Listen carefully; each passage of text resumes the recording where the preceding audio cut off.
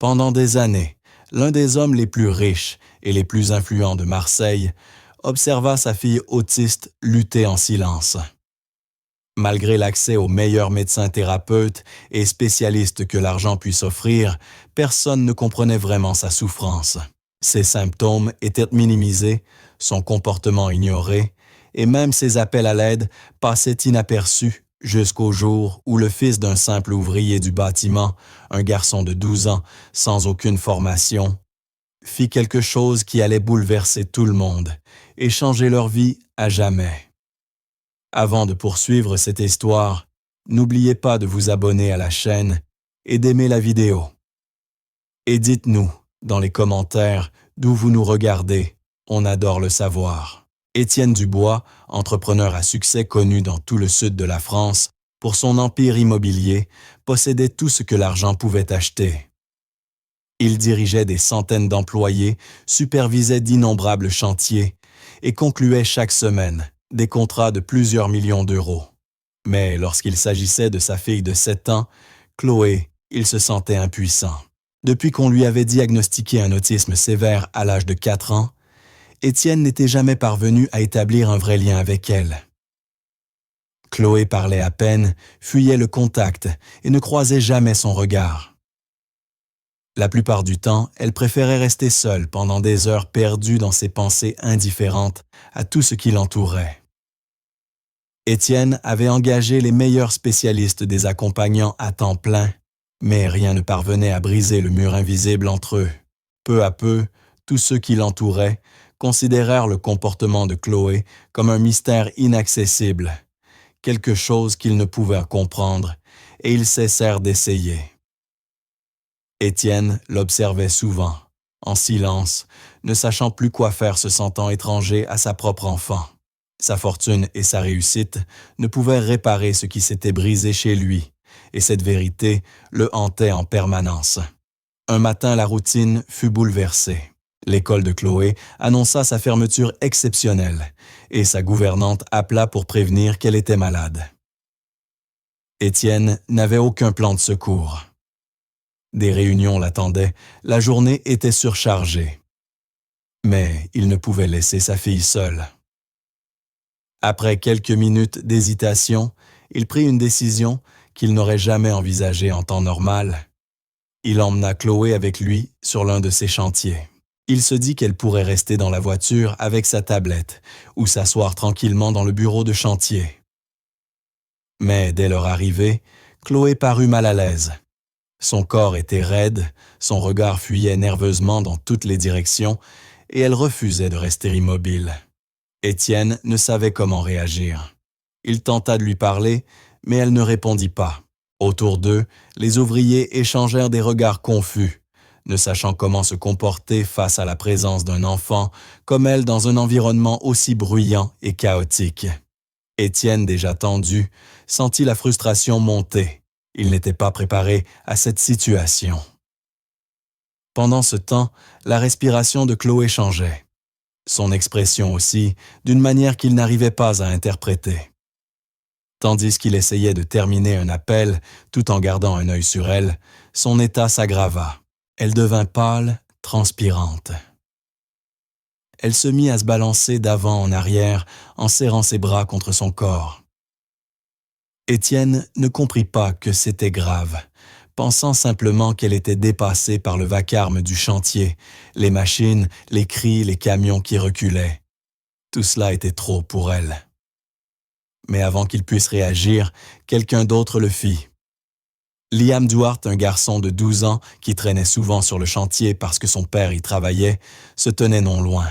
Contrairement aux adultes, il remarqua immédiatement que quelque chose n'allait pas. Il observa Chloé attentivement et comprit qu'elle n'était pas seulement mal à l'aise, elle était en détresse. Il vit son corps vaciller, son regard vide. Sans réfléchir, il s'élança vers elle. Chloé semblait sur le point de s'évanouir. Liam ne perdit pas une seconde à demander la permission ni à attendre l'intervention d'un adulte. Il courut vers une brouette appuyée contre un tas de briques. Elle était poussiéreuse, un peu rouillée, mais ferait l'affaire. Il revint en courant, s'agenouilla devant Chloé et l'aida doucement à s'y asseoir.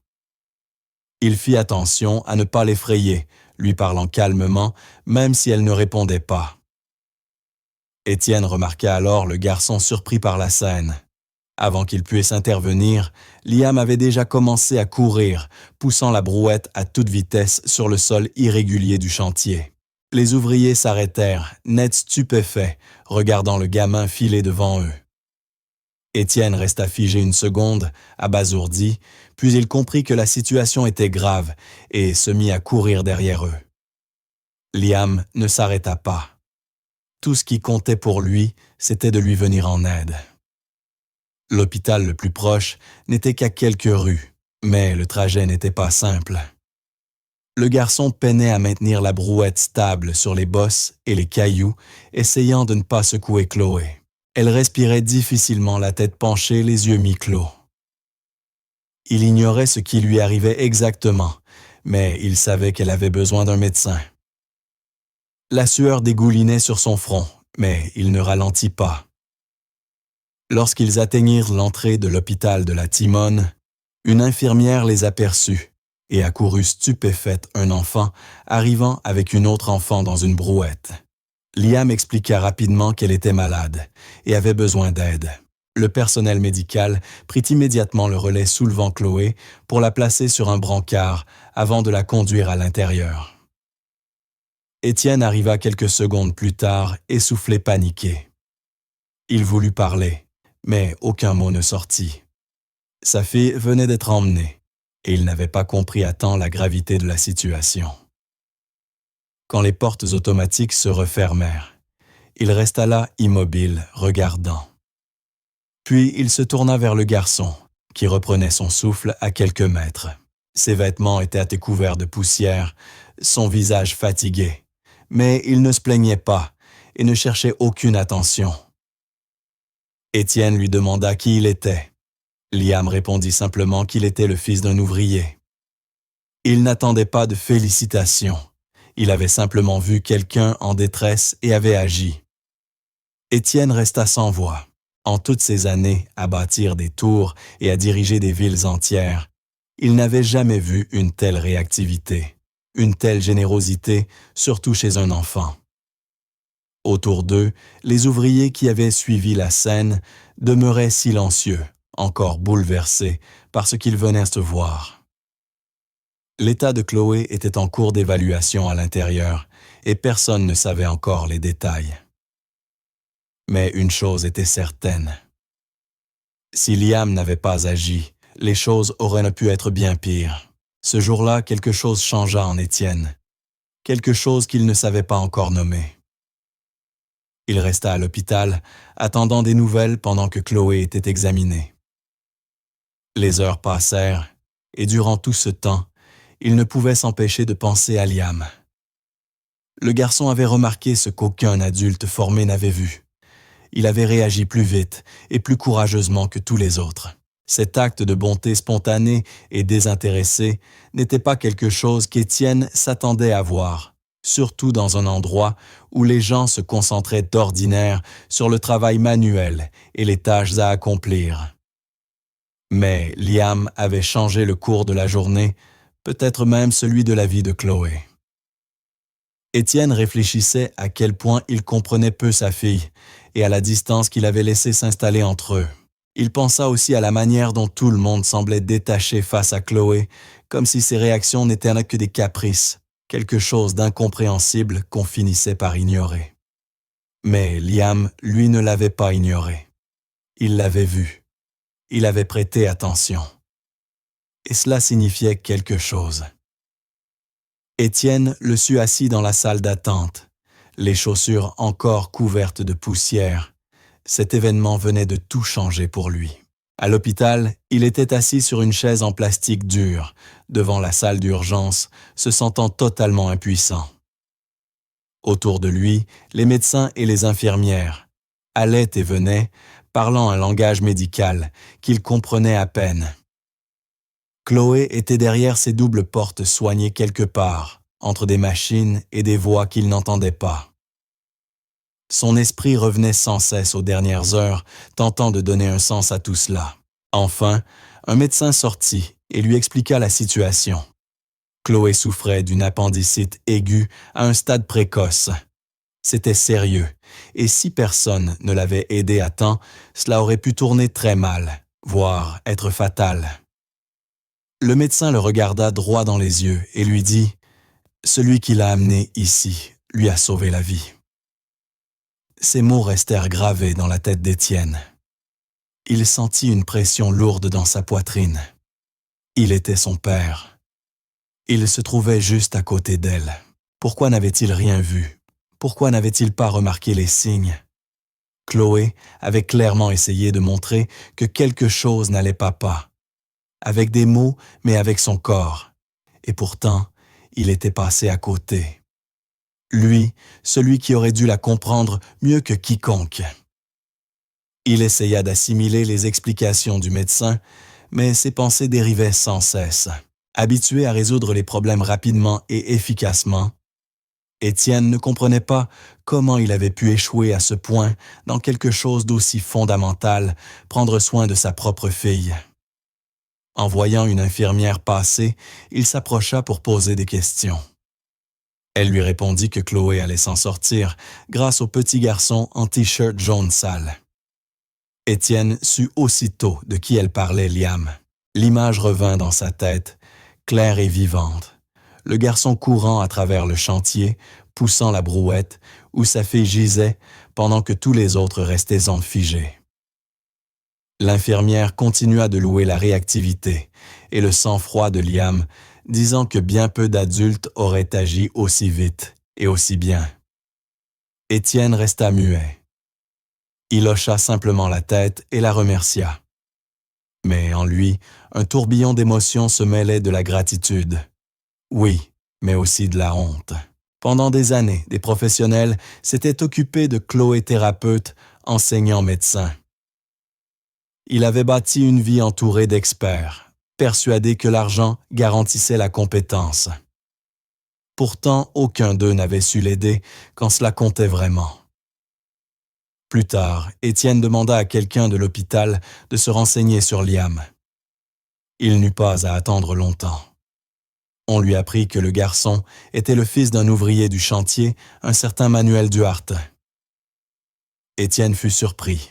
Liam n'avait aucun lien avec le milieu médical, aucune formation en éducation spécialisée.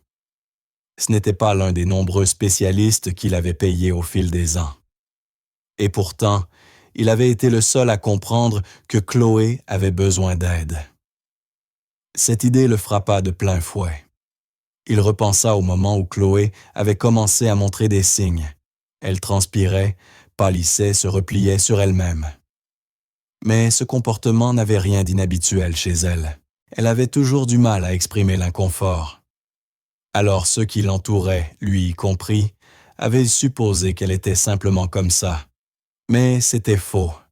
Elle essayait de communiquer. Son silence n'était pas vide. Il était chargé de sens.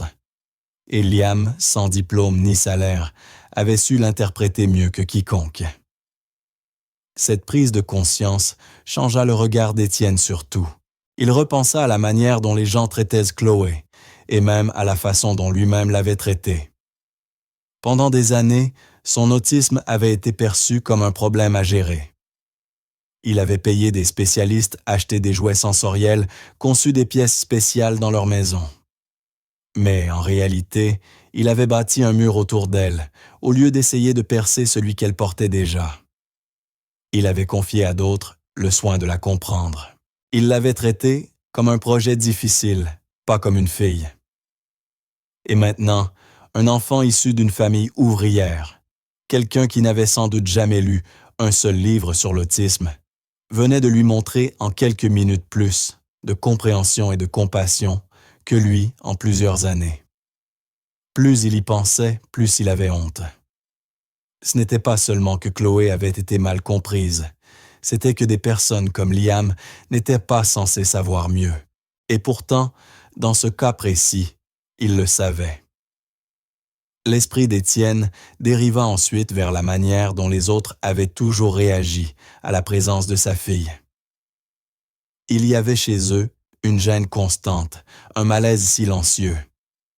Les gens ne savaient pas comment se comporter, alors ils gardèrent leur distance. Même certains professionnels semblaient plus soucieux de contrôler ses comportements que de les comprendre. Son silence était perçu comme du vide, ses gestes comme des mouvements sans sens. Mais Chloé avait parlé tout ce temps à sa manière. Les gens n'avaient simplement pas écouté. Ils avaient supposé qu'elle n'était pas consciente, qu'elle n'avait rien à dire. Étienne comprit alors que cette façon de penser allait bien au-delà de l'ignorance.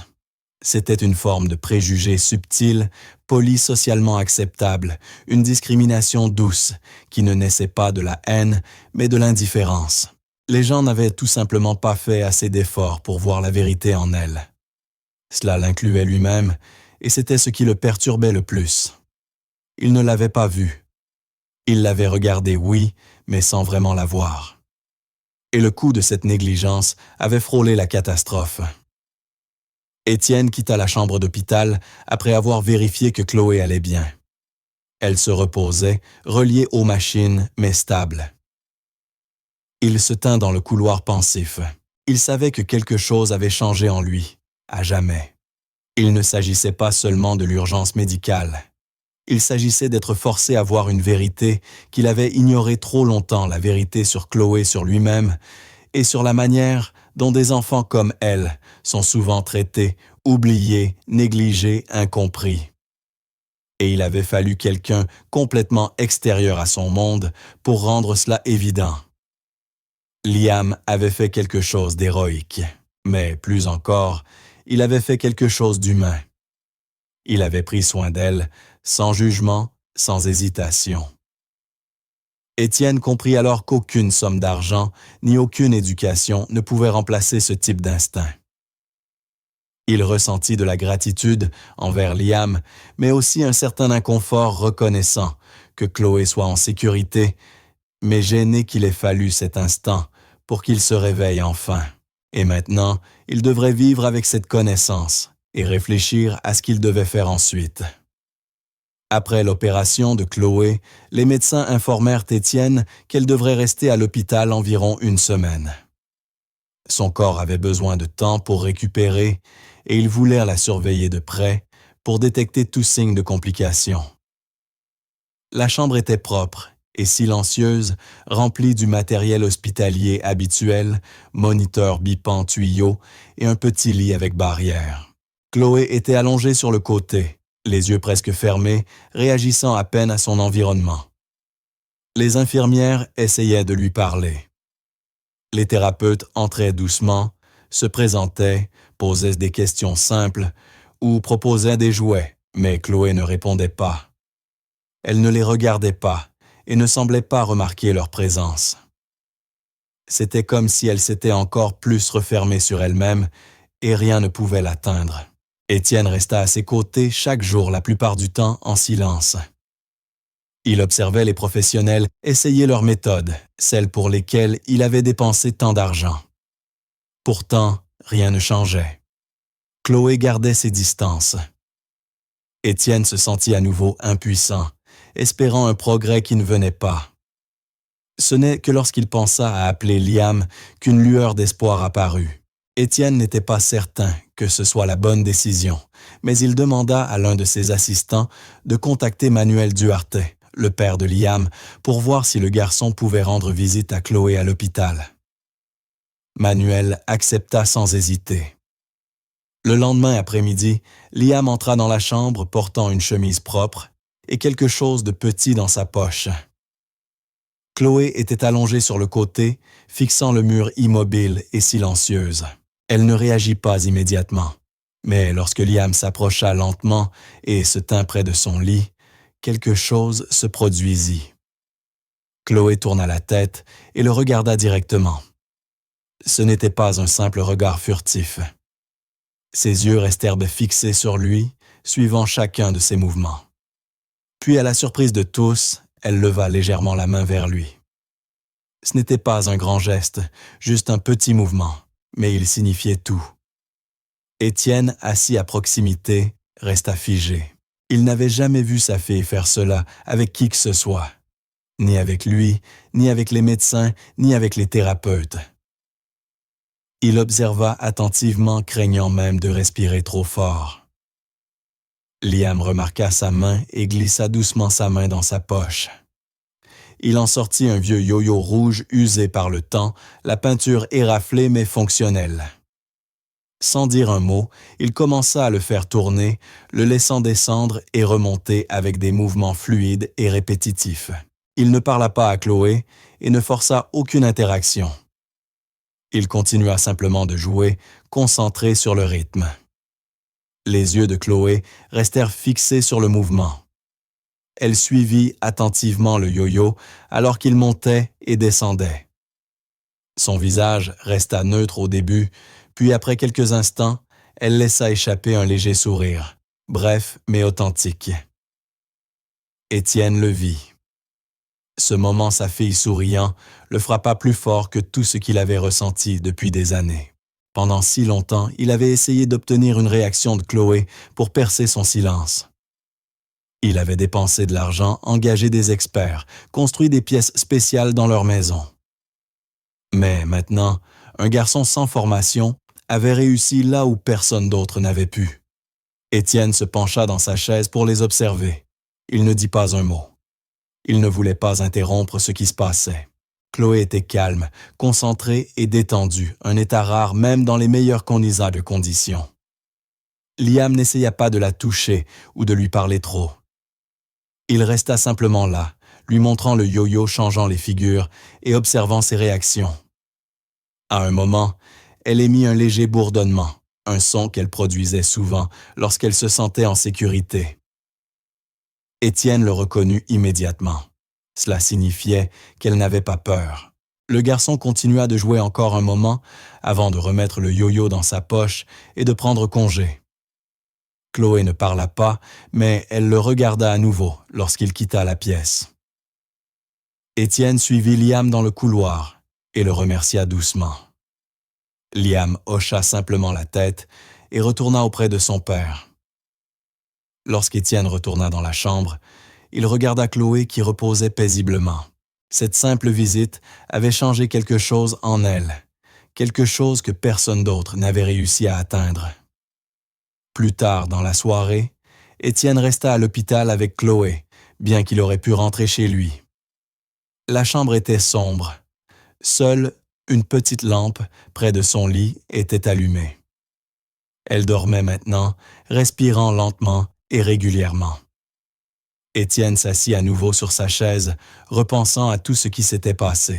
Il ne pouvait s'empêcher de revoir ce moment Chloé, tendant la main Chloé souriant. Il pensa à toutes les fois où il avait essayé et échoué à se connecter avec elle et à quel point toute sa richesse n'avait rien changé. Les thérapeutes, aux longs CV, les outils sensoriels sophistiqués, les traitements coûteux, rien n'avait fonctionné comme l'attention simple d'un garçon de 12 ans. Étienne se pencha en avant, les coudes sur les genoux fixant le sol. Il se demanda s'il n'avait pas regardé dans la mauvaise direction tout ce temps. Peut-être qu'il s'était trop concentré sur ce qu'il pouvait acheter, plutôt que sur ce dont Chloé avait réellement besoin.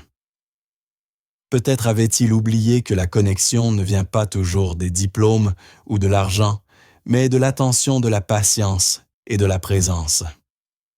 Il se leva et entra dans la petite salle de bain attenante à la chambre. Il alluma la lumière et se regarda dans le miroir. Ses yeux étaient fatigués. Son visage paraissait plus vieux qu'il ne se souvenait.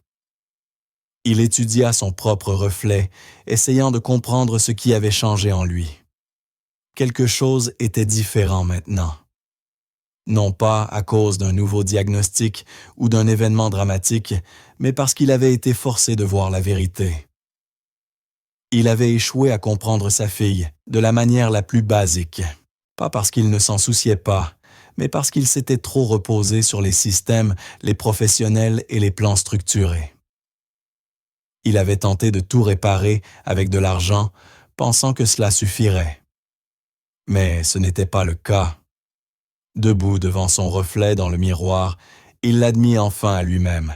Tout l'argent du monde ne pouvait combler la distance entre lui et Chloé. Cette distance venait du fait qu'il ne l'avait pas vue, telle qu'elle était vraiment. Et maintenant, grâce à ce petit moment dans une chambre d'hôpital, il savait qu'il devait changer. Étienne savait qu'il ne pouvait pas ignorer ce qui s'était passé à l'hôpital. Il ne pouvait pas faire semblant que la visite de Liam n'avait pas eu de réelle importance pour Chloé. Elle avait réagi à lui d'une manière qu'elle n'avait jamais eue avec quiconque.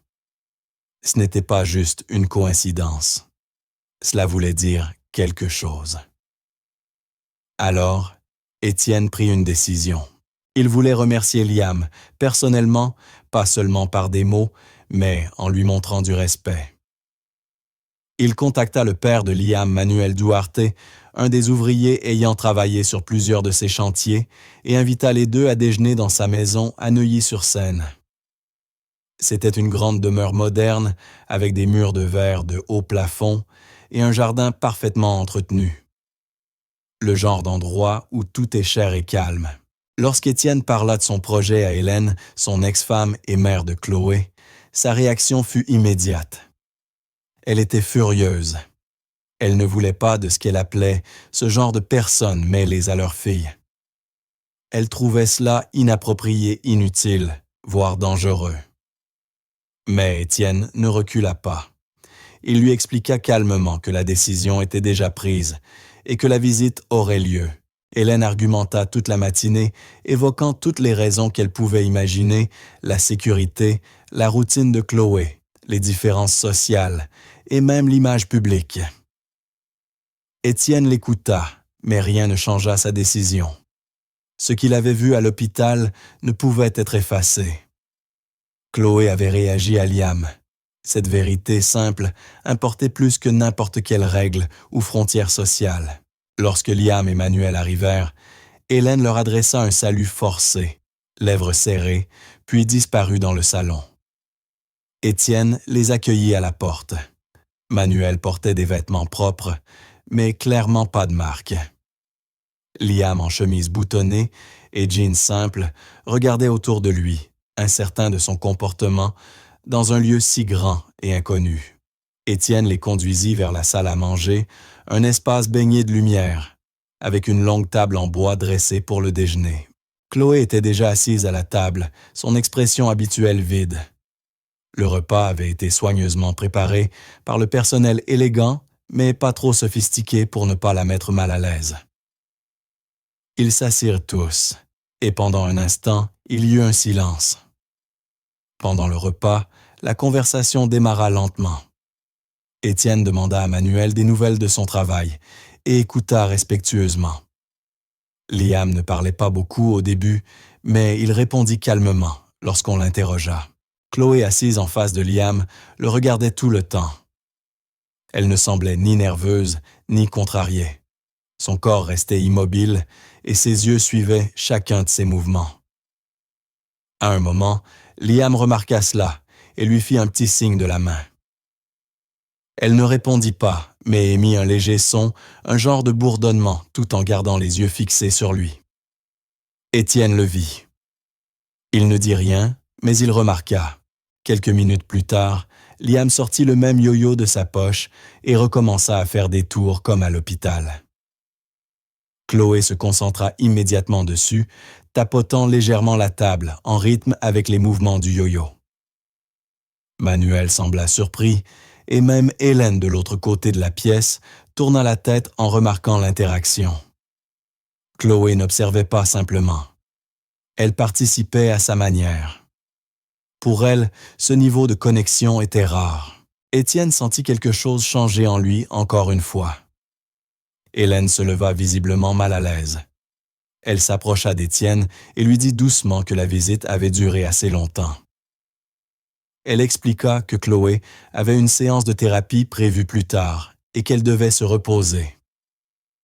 Étienne secoua la tête et répondit calmement que Chloé allait bien et que la visite était importante, mais Hélène n'était pas d'accord.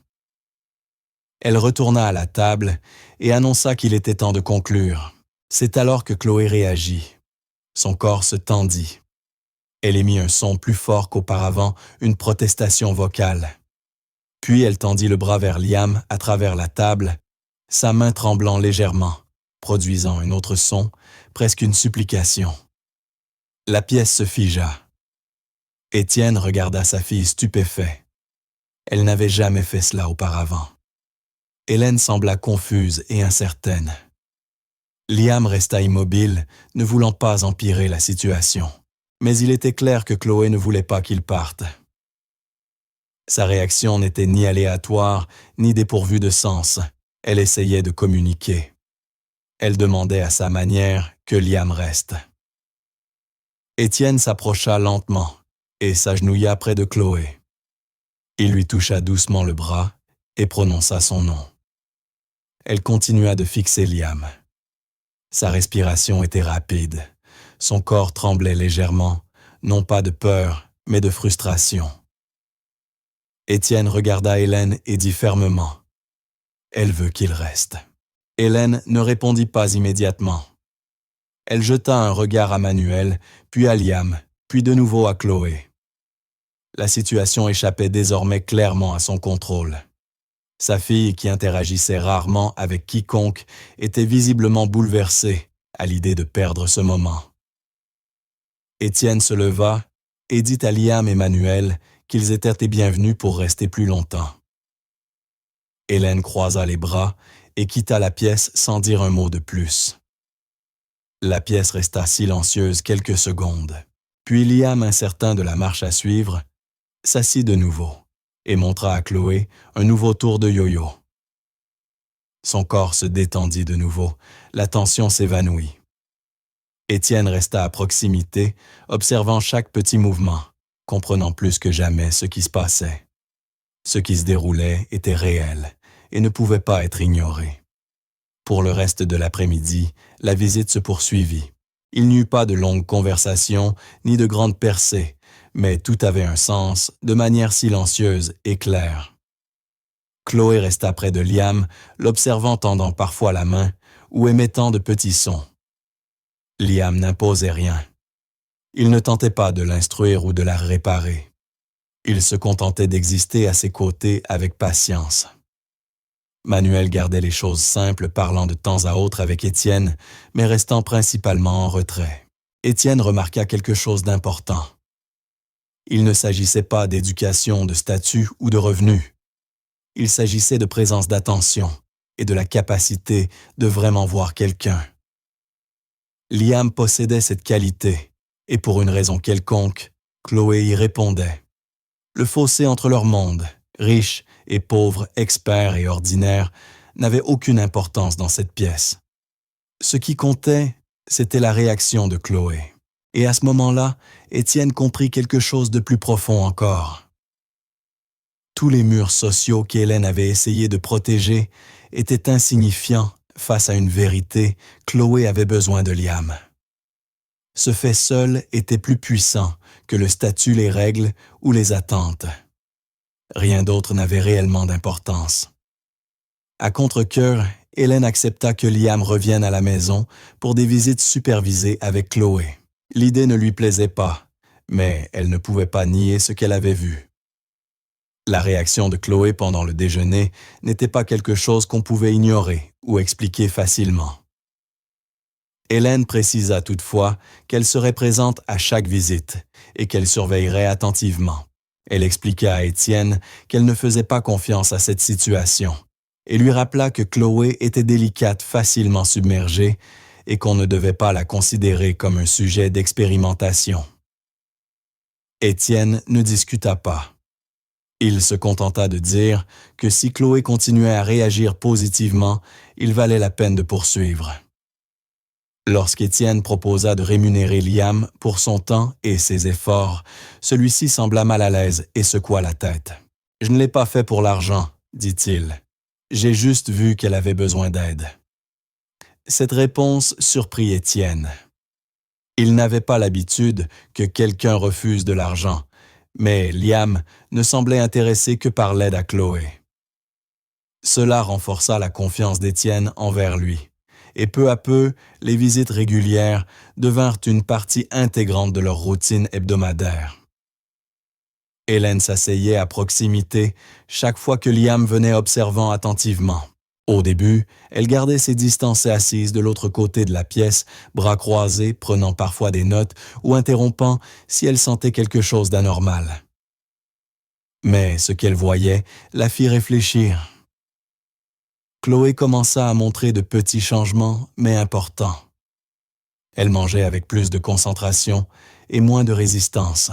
Pendant les repas, elle regardait parfois la personne qui parlait, lorsque Liam donnait des instructions simples comme « Donne-moi le cube » ou « Touchez le cercle rouge ». Chloé hésitait au début, puis répondait. Ses réactions étaient lentes, mais elles se produisaient. Étienne commença à enregistrer de courtes vidéos des progrès qu'il montra à certains des thérapeutes avec lesquels Chloé avait travaillé. Même eux furent surpris.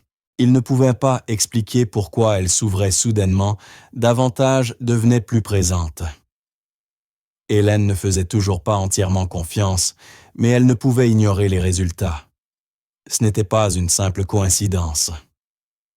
La présence de Liam avait débloqué une partie de Chloé qui était restée silencieuse trop longtemps.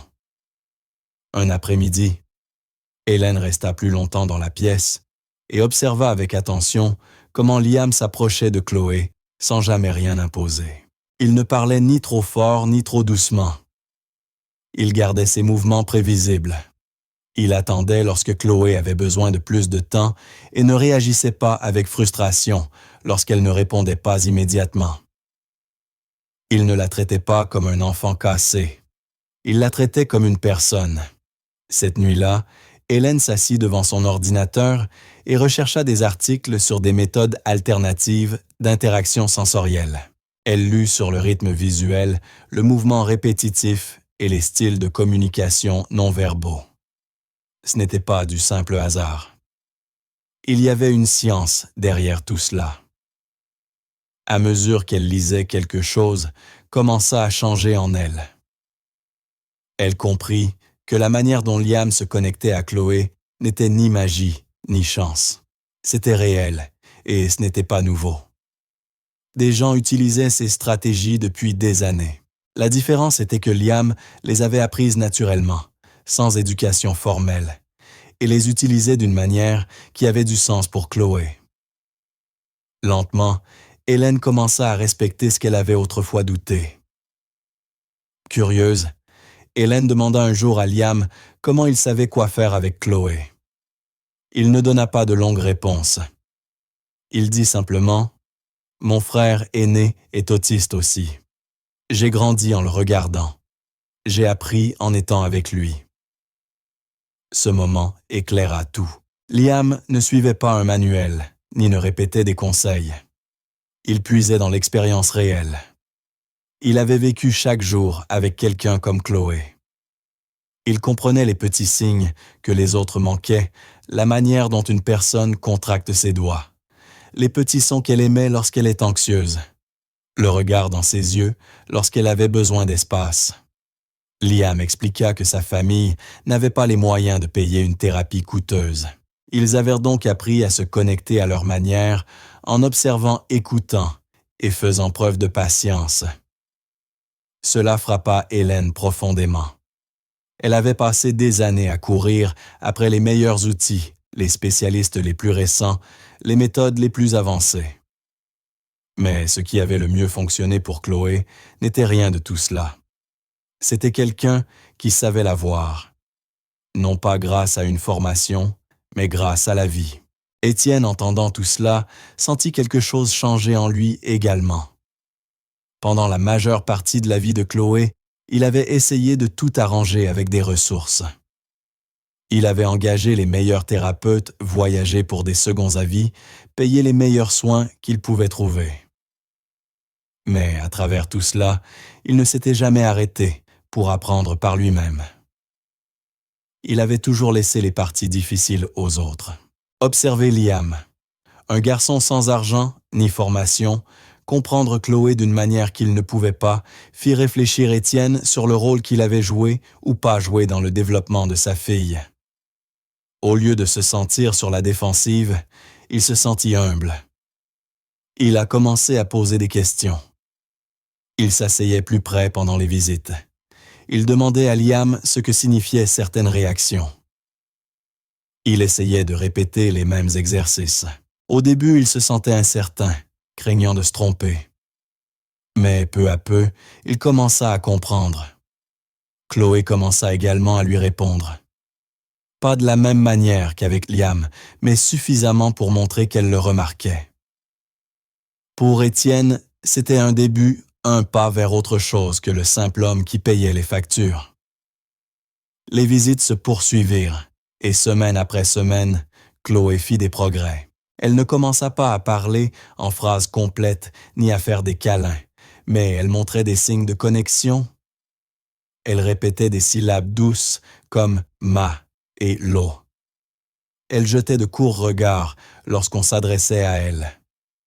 Elle tenait même un crayon et faisait de petites marques sur le papier lorsque Liam dessinait à côté d'elle. Pour une enfant comme Chloé, c'était de grands progrès. Hélène observa les changements et commença à aider au lieu de critiquer. Elle demanda à Liam ce qui fonctionnait et commença à participer à certaines activités. La tension dans la pièce diminua. Ce qui avait commencé comme des visites forcées et supervisées se transforma en moments partagés, paisibles et harmonieux. Liam ne changea jamais d'attitude. Il resta calme, concentré et bienveillant. Il ne cherchait pas à prouver quoi que ce soit. Il était simplement là pour Chloé. Et grâce à cela, un pont commença à se former non seulement entre Chloé et le monde qui l'entourait, mais aussi entre les adultes. Pour la première fois, Hélène, Étienne et Liam travaillaient ensemble pour un même objectif. Ils ne se contentaient plus de gérer Chloé. Ils apprenaient à la voir et elle était enfin vue. Un soir orageux, le ciel se remplit de nuages sombres et une pluie torrentielle s'abattit sur la ville. Le bruit du tonnerre résonnait au loin, tandis qu'Hélène se tenait près de la fenêtre, son téléphone à la main. Elle venait d'annuler l'une des visites de Liam. Elle se disait que c'était pour le bien de Chloé, que le temps était trop mauvais et que ce n'était pas le jour approprié pour recevoir des invités. Pourtant, au fond d'elle, une partie d'elle restait mal à l'aise quant à la proximité que Liam avait développée avec leur fille. Elle entra dans le salon et dit calmement à Chloé, qui était assise par terre, avec quelques jouets devant elle. « Liam ne viendra pas aujourd'hui. » Chloé ne réagit pas au début. Elle regarda le sol en silence, mais après quelques minutes, sa respiration changea. Elle commença à se balancer légèrement d'avant en arrière. Puis soudain, elle poussa un cri fort. Hélène resta figée. Chloé tomba sur le côté, criant plus fort, pleurant, de manière incontrôlable, et frappant le sol avec ses mains. Ce fut un effondrement total, bruyant, intense et déchirant. Étienne entra en courant et réalisa immédiatement que quelque chose n'allait vraiment pas. Il tenta de calmer Chloé, mais rien n'y fit. Il se mit à genoux à côté d'elle et répéta doucement son nom. Elle ne répondit pas. Son visage était rouge et des larmes coulaient sur ses joues. Elle émettait des sons forts et douloureux qui remplissaient la pièce. Ses mains continuaient de bouger, tirant ses cheveux, se grattant les bras et frappant le tapis. Étienne regarda Hélène et demanda « Que s'est-il passé ?» Hélène, visiblement secouée, répondit « Je lui ai dit que Liam ne viendrait pas. » C'était tout ce qu'Étienne avait besoin d'entendre. Il prit son téléphone et appela Liam immédiatement. « J'ai besoin que tu viennes, s'il te plaît, » dit-il d'une voix urgente. Liam n'hésita pas. Malgré le temps, il dit à son père qu'il devait se rendre à la maison. La tempête dehors n'avait plus d'importance. Lorsqu'ils arrivèrent environ 25 minutes plus tard, la maison était encore remplie des cris de Chloé. Manuel resta dans la voiture pendant que Liam courait à l'intérieur. Au moment où il entra dans la pièce, Chloé se figea. Son corps ne bougea pas, mais ses yeux le cherchaient. Puis, au milieu de ses sanglots, elle ouvrit la bouche. « Lee !» cria-t-elle, sa voix tremblante et forte. C'était confus, pas parfaitement clair, mais indubitable. Elle essayait de dire Liam. Tous dans la pièce s'arrêtèrent. Étienne resta figé, choqué. Hélène se couvrit la bouche de la main. Chloé n'avait jamais prononcé un mot avant même quelque chose de petit comme « maman » ou « non ».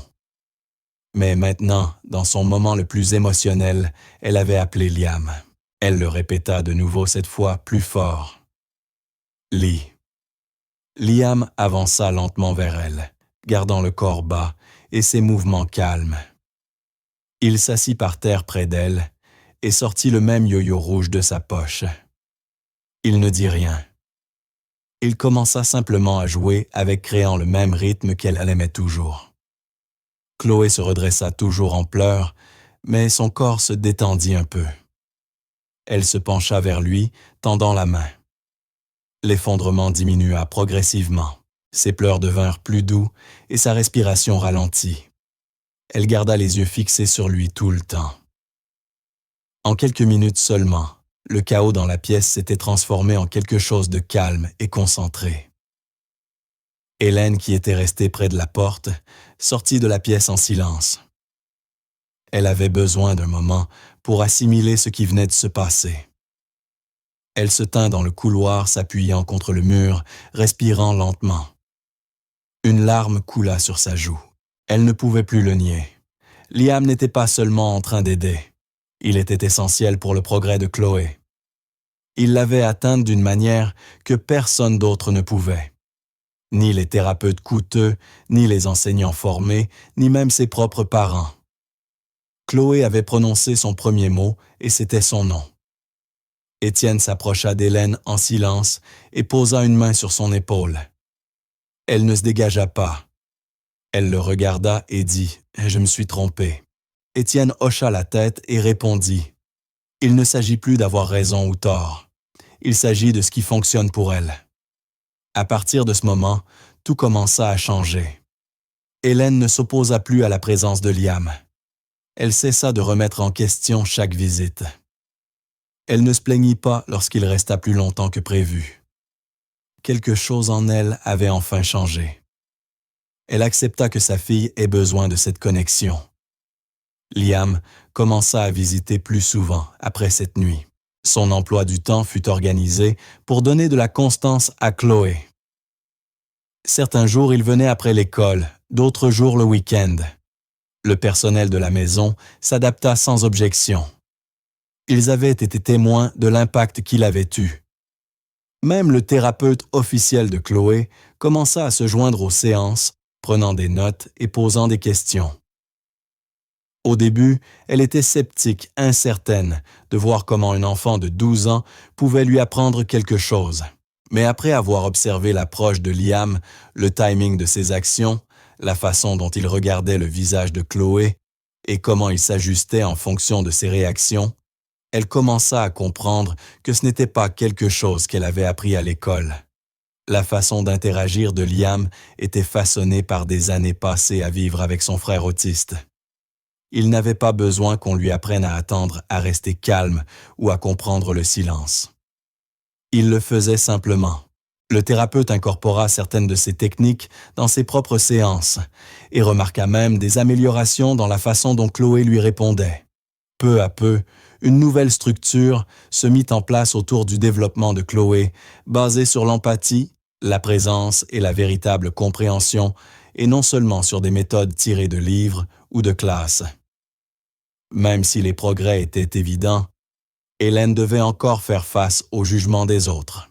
Ses amis de la haute société ne comprenaient pas ce qui se passait chez elle. Certains demandèrent pourquoi ce garçon était toujours présent. D'autres offrirent des conseils qu'elle n'avait plus demandés, suggérant des psychologues privés ou des spécialistes venant de l'étranger. Hélène n'argumenta pas avec eux, elle n'expliqua pas toute l'histoire. Elle cessa simplement de se soucier de leur approbation. Elle avait passé des années à essayer de répondre aux attentes quoi porter ou aller, comment élever son enfant. Mais maintenant, tout cela n'avait plus d'importance.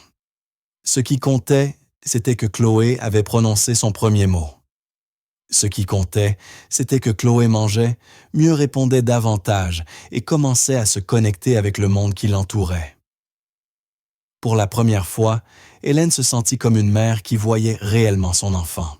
Et elle savait que sans Liam, rien de tout cela ne serait arrivé. Les tempêtes dans son esprit s'étaient enfin calmées.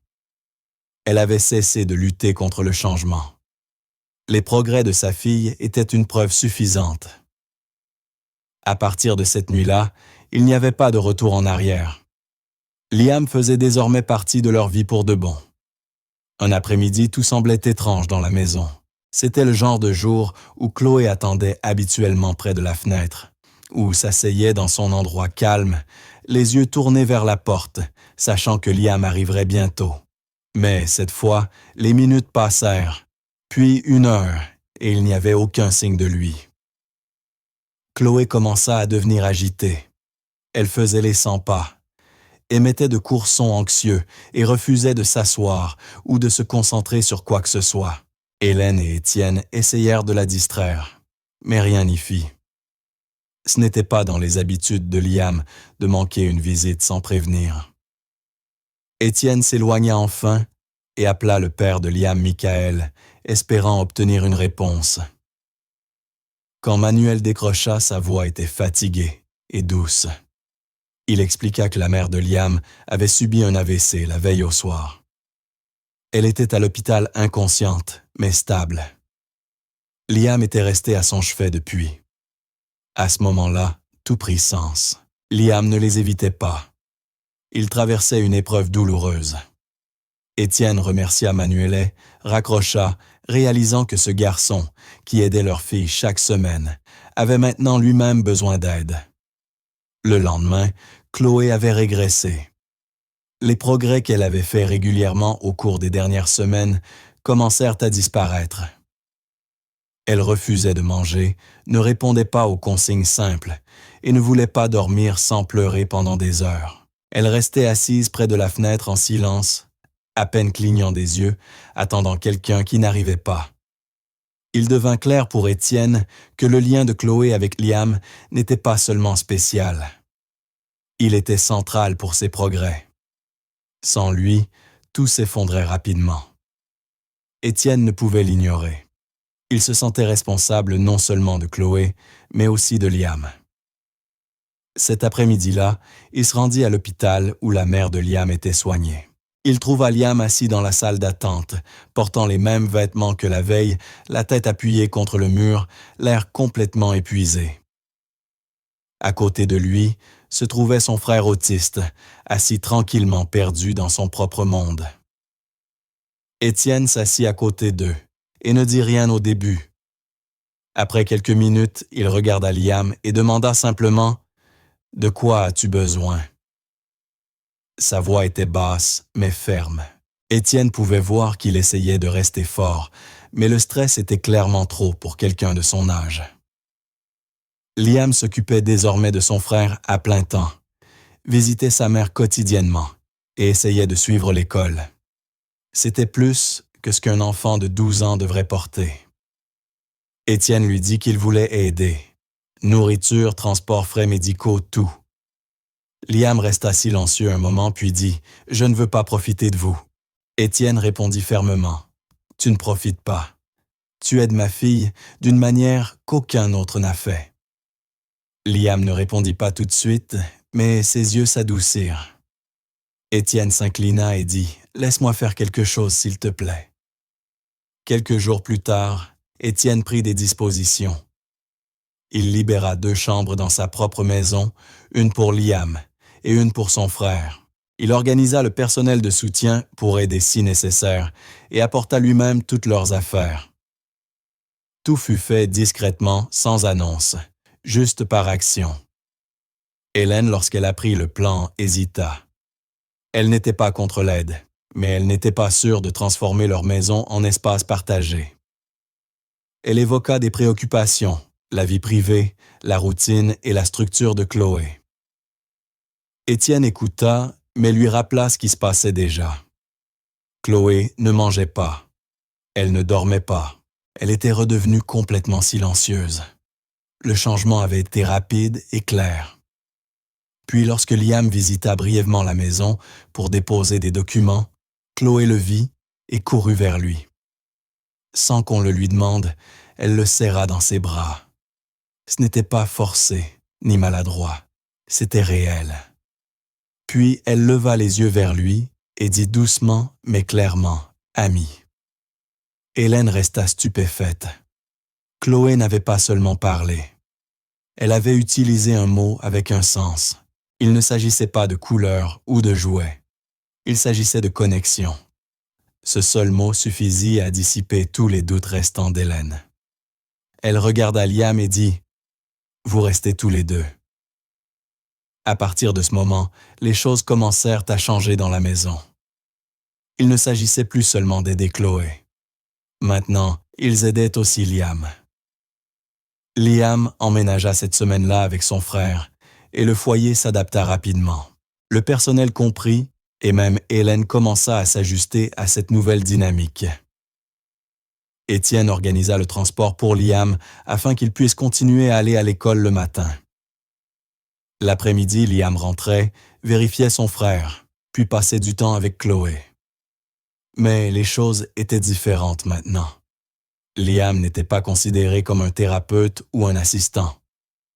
On n'attendait pas de lui qu'il mène des séances ou suive des routines. Il était simplement présent. Il passait du temps avec Chloé comme le ferait un ami.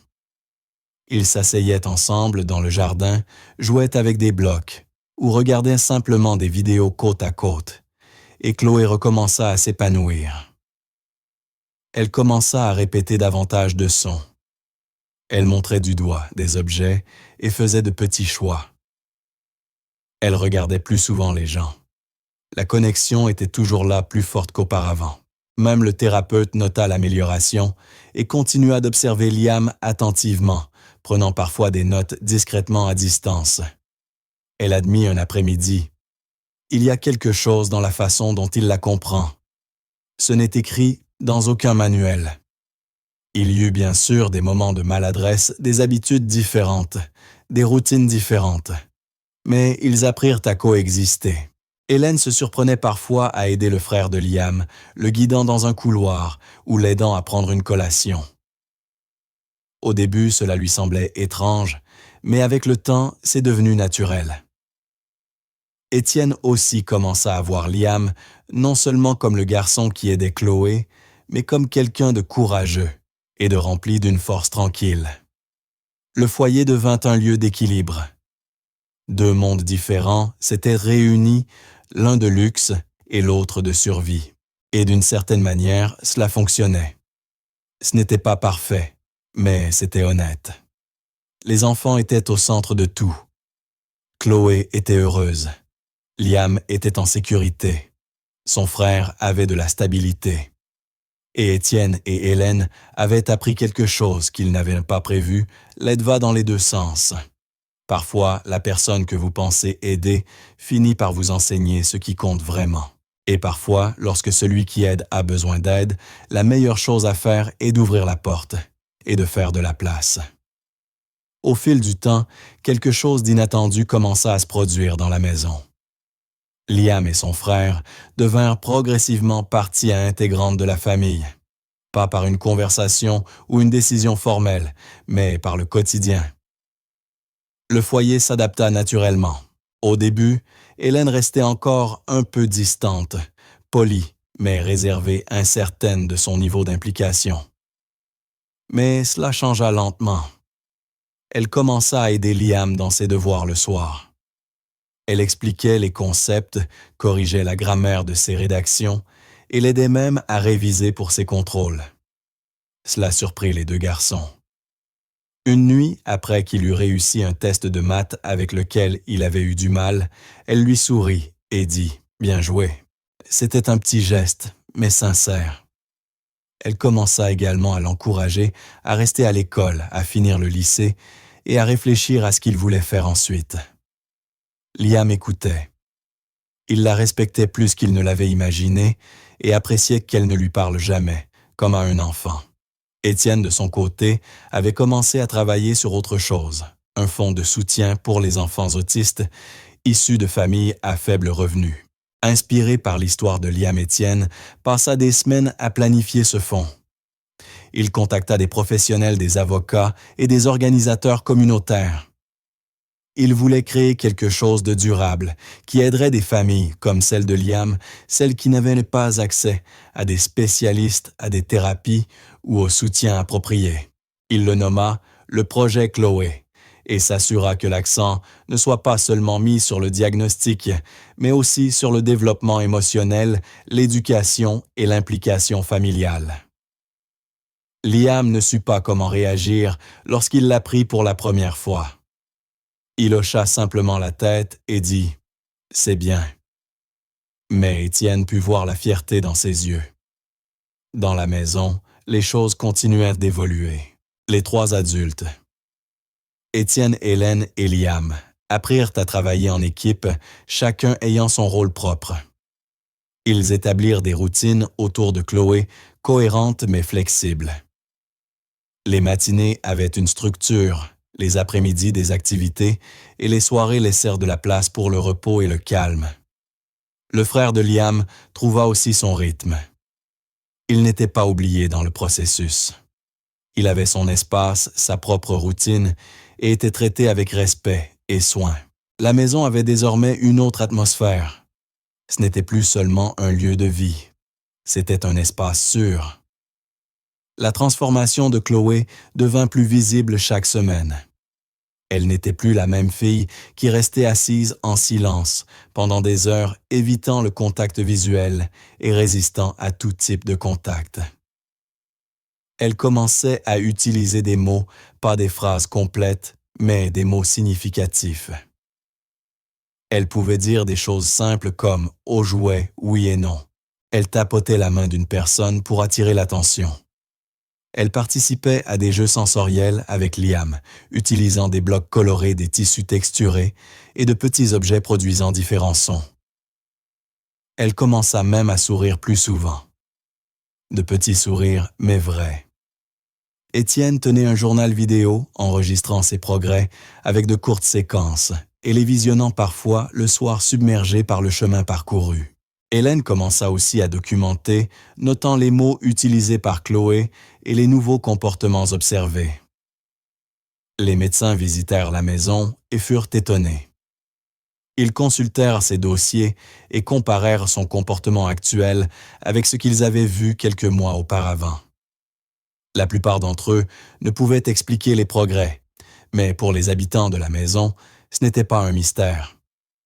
La clé n'était pas une méthode spéciale, c'était la connexion. Il était clair maintenant que ce qui fonctionnait n'était pas enseigné en classe.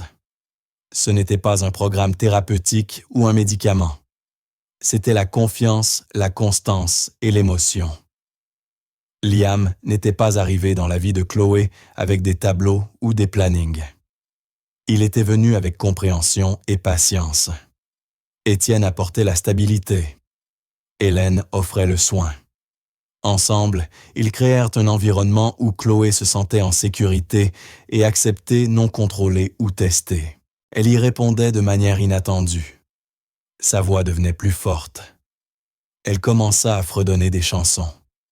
Elle dansait en petits mouvements oscillants pendant le temps de musique. Elle acceptait même le contact physique des personnes en qui elle avait confiance, surtout Liam. Parfois, elle s'asseyait à côté de lui et posait sa tête sur son épaule sans qu'on le lui demande. Des choses qui semblaient autrefois impossibles. Tout le monde le remarqua, même le personnel de maison. Les gens marchaient plus doucement, parlaient plus bas et traitaient Chloé avec le même respect qu'un adulte. Sa présence changea toute la dynamique de la maison. Et la vérité devint indéniable. Cet enfant autrefois considéré comme inaccessible construisait des ponts avec tous ceux qui l'entouraient. Un soir, lors d'un dîner familial tranquille, un événement inoubliable se produisit. Tous étaient assis à table, Étienne, Hélène, Liam, le frère de Liam et Chloé. L'ambiance était calme, la nourriture simple. Ils parlaient de petites choses de l'école des tâches et d'un moment drôle qui s'était produit plus tôt dans la journée. Chloé était assise tranquillement au début, jouant avec sa fourchette. Puis, sans prévenir, elle se leva. Personne ne dit rien. Ils la regardèrent simplement. Elle marcha lentement autour de la table et toucha Étienne sur le bras. « Salut », dit-elle. Ses yeux s'écarquillèrent. Elle s'avança vers Liam et fit de même. « Salut », puis vers le frère de Liam. « Salut », puis Hélène. « Salut ». Tout le monde resta stupéfait, ne sachant pas s'il fallait parler ou pleurer. Puis Chloé se tourna vers la dernière personne à table, sa grand-mère venue lui rendre visite ce jour-là. Elle s'arrêta, tendit la main et dit clairement « Mamie ». Le mot était parfait, ni traîné, ni murmuré, juste honnête et direct. Toute la pièce se tut.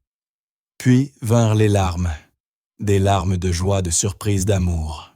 Personne ne pouvait croire ce qu'ils venaient de voir.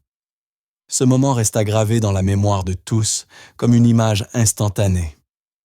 Non pas parce qu'il était dramatique, mais parce qu'il était réel. C'était un signe que l'impossible pouvait devenir possible lorsque les gens cessent de vouloir contrôler et commencent à comprendre. Chloé avait fait quelque chose que personne n'attendait pas, même ses médecins. Elle avait montré conscience, connexion et même affection, simplement en marchant autour de la table et en utilisant sa voix. Hélène s'essuya les yeux et prit la main de Chloé. Étienne se leva et entra dans la cuisine pour respirer un moment, essayant de se ressaisir. Liam resta figé, un petit sourire apparaissant, alors qu'il regardait son assiette.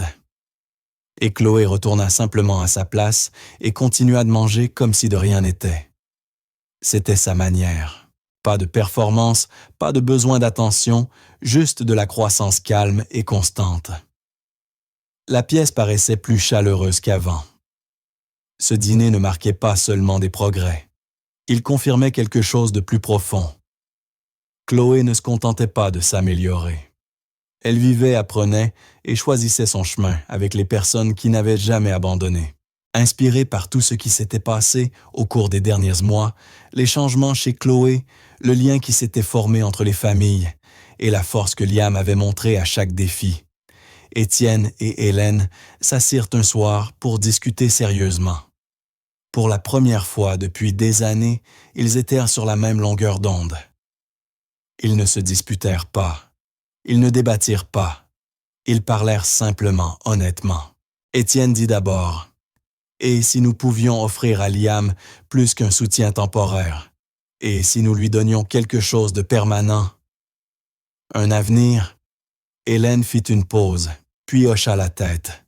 « Nous lui devons plus que des merci. » C'est alors que l'idée surgit, la tutelle légale conjointe. Cela ne signifiait pas éloigner Liam de sa famille, ni contrôler sa vie. Cela signifiait simplement lui offrir une protection à long terme, l'accès à l'éducation, aux soins de santé et aux opportunités qu'il n'aurait peut-être pas autrement. Une manière de lui dire « Tu appartiens ici ». C'était un grand pas, mais tous deux sentirent que c'était le bon. Liam faisait déjà partie de leur monde. Il était temps de rendre cette connexion officielle pour lui et pour Chloé. Quand Étienne parla à Michael, le père de Liam, la conversation fut émotive.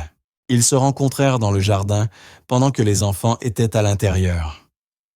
Étienne expliqua leur idée calmement et avec respect, s'assurant que Manuel comprenne qu'il ne s'agissait pas de retirer quoi que ce soit. « Nous voulons juste offrir à Liam un filet de sécurité, » dit Étienne. « Il a aidé notre fille de façon que nous n'aurions pas imaginée. Et maintenant, nous voulons l'aider non par charité, mais parce qu'il fait partie de notre vie. » Manuel baissa les yeux visiblement ému. « Vous avez déjà fait plus que la plupart des gens, dit-il. » Étienne ajouta alors quelque chose d'important.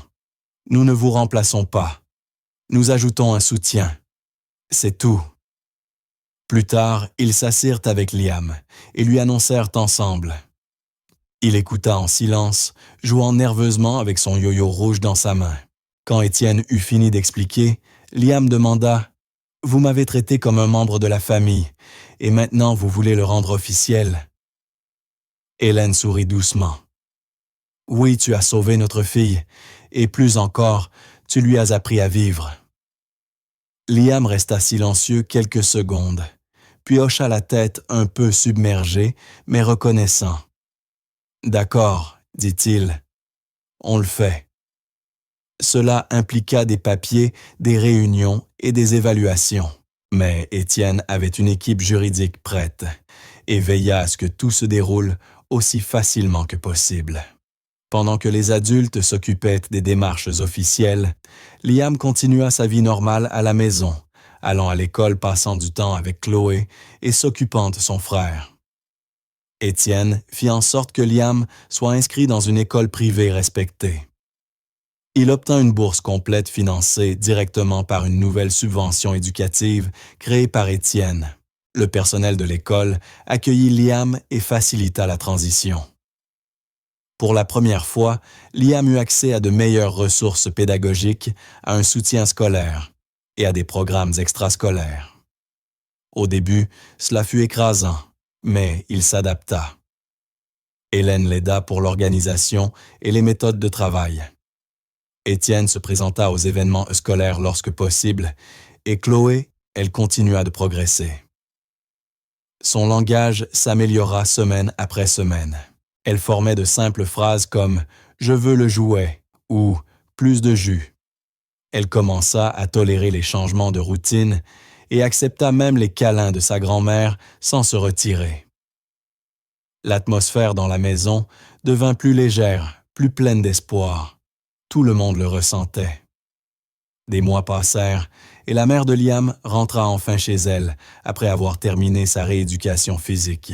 Sa force était revenue lentement, mais elle marchait de nouveau et gérait les tâches quotidiennes avec de l'aide. Étienne veilla à ce qu'elle ait accès aux soins médicaux et à un logement sûr et organisa même un soutien à temps partiel dans son appartement afin qu'elle ne soit pas submergée. Liam lui rendait souvent visite et amenait son frère pour qu'il la voie régulièrement. Mais leur base restait chez Étienne et Hélène, où les routines étaient stables et où Chloé s'épanouissait. Même le frère de Liam semblait plus à l'aise. Il avait son espace tranquille et la maison comprenait comment lui laisser de la place et le rassurer. À l'école, Liam commença à se faire de nouveaux amis. Il rejoignit un club de sciences et remporta même la 2e place lors d'un petit concours de projet scolaire. Ses professeurs louaient sa concentration et ses capacités de leadership. À la maison, il restait ancré. Il ne se comportait jamais différemment et n'oubliait jamais d'où il venait. Chloé continuait à l'appeler « ami » et parfois même lit son premier mot prononcé. Il portait toujours le même yo-yo, même si Étienne lui avait proposé d'en acheter un nouveau. Alors que la nouvelle de cette configuration familiale inhabituelle se répandait, les gens dans le cercle social d'Étienne et Hélène commençaient à en parler. Au début, il y eut des murmures et des sourcils levés. Certains remettaient en question la décision. D'autres jugeaient étrange ou risqué d'impliquer un garçon issu de la classe ouvrière si étroitement dans leur vie personnelle. Mais avec le temps, les choses changèrent. Lorsque ces mêmes personnes visitèrent la maison et virent Chloé sourire parler et jouer calmement avec Liam à proximité, leurs opinions évoluèrent. Lors d'un événement caritatif, un invité demanda même à Étienne « C'est le garçon dont j'ai entendu parler, celui qui a aidé votre fille. » Étienne hocha fièrement la tête et répondit « Oui, c'est Liam. Il ne l'a pas seulement aidé. Il a tout changé. » Progressivement, le ton changea. Liam, autrefois le garçon à la chemise jaune sale que personne ne remarquait, était désormais admiré.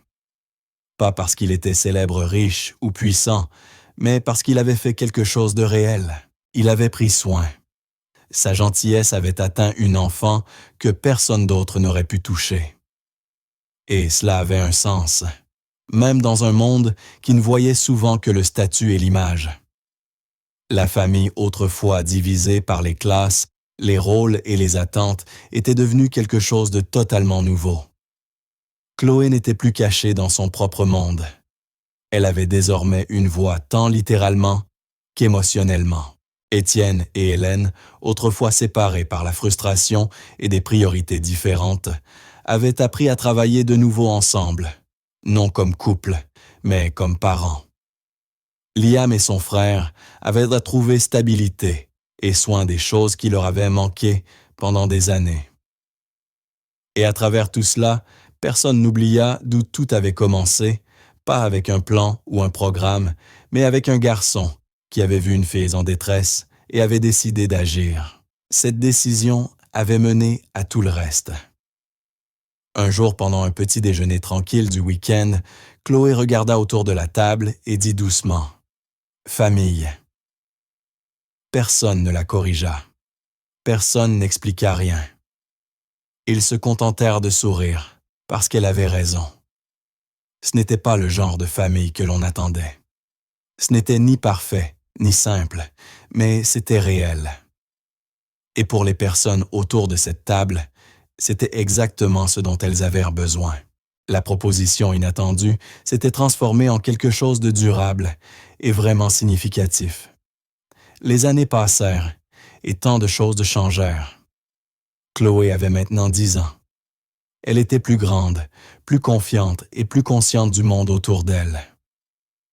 La petite fille qui avait autrefois du mal à parler ou à établir un contact visuel pouvait désormais tenir des conversations, montrer ses émotions et participer à la vie quotidienne. Ses progrès étaient les constants et surprenants. Son équipe de spécialistes avait suivi son développement depuis ses premières années, mais il était maintenant temps pour une réévaluation complète. Sa thérapeute actuelle programma un ensemble complet de tests de développement cognitif, langage sensoriel et émotionnel. Au cours de plusieurs séances, Chloé accomplit tâche après tâche. Elle identifia des formes, suivit des séquences, lut de courtes phrases, répondit à des questions et réagit à des indices verbaux et visuels. Lorsque les résultats revinrent, la thérapeute s'assit avec Étienne et Hélène et dit avec une émotion claire dans la voix « Elle a dépassé tous les jalons de développement pour son diagnostic. Elle se débrouille incroyablement bien. » Étienne resta silencieux, digérant ces mots. Hélène s'essuya les yeux.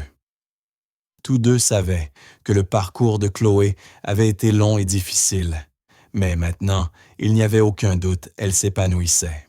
Dans les semaines qui suivirent, la famille décida de fêter l'anniversaire de Liam par un dîner spécial à la maison. Ce n'était pas un grand événement, juste des amis proches et de la famille des personnes qui avaient fait partie de leur histoire au fil des années. La salle à manger était décorée de ballons simples. Un gâteau maison trônait sur la table et l'air était rempli de rires et de conversations détendues. Liam, désormais plus âgé et plus grand, était devenu un adolescent calme et réfléchi. Il restait proche de Chloé, l'aidant quand c'était nécessaire, tout en lui laissant de l'espace pour être autonome. Il réussissait également bien à l'école, et Étienne avait récemment commencé à le guider dans le domaine des affaires. Pendant le dîner, les invités partageaient des histoires, racontaient des blagues et passaient des plats. Chloé restait silencieuse pendant la majeure partie de la soirée, écoutant souriant et chuchotant parfois à la personne à côté d'elle. Personne ne s'attendait à ce qu'elle dise quelque chose à voix haute devant tout le monde. Elle préférait encore les moments plus intimes. Mais au moment où les assiettes furent débarrassées et que le gâteau fut apporté, quelque chose d'inattendu se produisit que personne n'oublierait. Chloé se leva de sa chaise. Ce n'était ni précipité ni maladroit. Elle se leva simplement lentement et contourna la table pour aller vers Liam. La pièce devint silencieuse. Les gens s'arrêtèrent incertains de ce qui se passait. Étienne tourna la tête et Hélène posa doucement sa main sur sa poitrine. Chloé s'arrêta à côté de Liam, qui leva les yeux vers elle, confus mais calme. Elle tendit la main et la prit, la tenant avec précaution. Puis d'une voix claire et assurée, elle dit « Merci de m'avoir vu ». La pièce tomba complètement silencieuse. Personne ne bougea. Personne ne parla. Ce n'était pas seulement ce qu'elle disait, mais la manière dont elle le disait. Les mots de Chloé n'étaient ni appris par cœur, ni répétés d'après quelqu'un d'autre. Ils venaient de son cœur. Ce n'était pas un merci général, ni un geste de politesse. C'était spécifique. C'était profond. Liam cligna des yeux et la regarda, les yeux commençant à se remplir de larmes. Pendant un instant, il ne sut que faire. Puis il se leva et la serra doucement dans ses bras, sans dire un mot. Chloé se pencha contre lui et sourit. Ce moment contenait tout ce qu'ils avaient tous traversé. Étienne et Hélène s'assirent de côte à côte, leurs mains se touchant sous la table. Ils n'avaient rien besoin de se dire. Le regard qu'ils échangèrent en disait long, fierté-gratitude et un sentiment partagé d'émerveillement. C'était leur fille autrefois perdue dans le silence, maintenant capable d'exprimer quelque chose de plus puissant que tout ce que l'on aurait pu imaginer. Étienne se leva, s'avança vers Liam et posa une main sur son épaule. « Tu nous as appris ce qui compte vraiment », dit-il d'une voix douce mais ferme. Hélène hocha la tête en accord. Autour de la pièce, quelques personnes s'essuyaient les yeux. L'atmosphère avait changé. Ce qui avait commencé comme un simple dîner d'anniversaire s'était transformé en quelque chose de bien plus significatif. Chloé retourna à sa place, calme et satisfaite. Elle n'avait pas besoin d'en dire plus. Ses mots avaient des suffis. Elle avait dit exactement ce qu'il fallait dire à sa manière, à son rythme, et tous savaient qu'il venait de témoigner d'un moment rare, d'une vérité exprimée par une enfant autrefois inaccessible. Liam s'assit lentement, encore un peu submergé. Il regarda autour de la table, et tous lui sourirent, non par pitié, mais par respect. Au fil des années, ils avaient appris à connaître le vrai Liam. Il n'était pas seulement le garçon qui avait aidé Chloé. Il était devenu une partie de leur famille. Quelqu'un qui avait changé le cours de leur vie sans même essayer. Il l'avait fait en étant présent, en écoutant, en comprenant ce que personne d'autre ne pouvait voir. Et maintenant, en entendant Chloé prononcer ces mots, il comprit enfin à quel point tout cela avait compté. Il ne s'agissait pas de recevoir des louanges ou des remerciements. Il s'agissait de savoir que Chloé s'était sentie vue. Et cela signifiait tout. Les adultes dans la pièce parlèrent doucement pendant un moment après cela, mais personne ne retourna vraiment à une conversation normale. Le moment avait été trop puissant. Chloé avait accompli ce qu'aucun plan thérapeutique ou système éducatif n'aurait pu lui enseigner. Elle avait exprimé une reconnaissance et une connexion profonde. Et tous, même ceux qui avaient douté auparavant, comprirent exactement ce que cela signifiait. Alors que la nuit touchait à sa fin, les gens prirent lentement congé et partirent. La maison se calma. Liam aida à ranger la table, tandis qu'Étienne et Hélène parlèrent doucement dans la cuisine.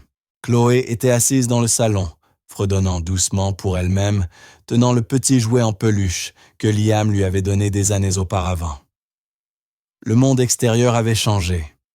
Le temps avait passé et les routines avaient évolué. Mais à l'intérieur de cette maison, quelque chose était resté constant. L'amour, la patience et la volonté de vraiment se voir les uns les autres. Ce dîner n'était pas seulement une célébration d'anniversaire.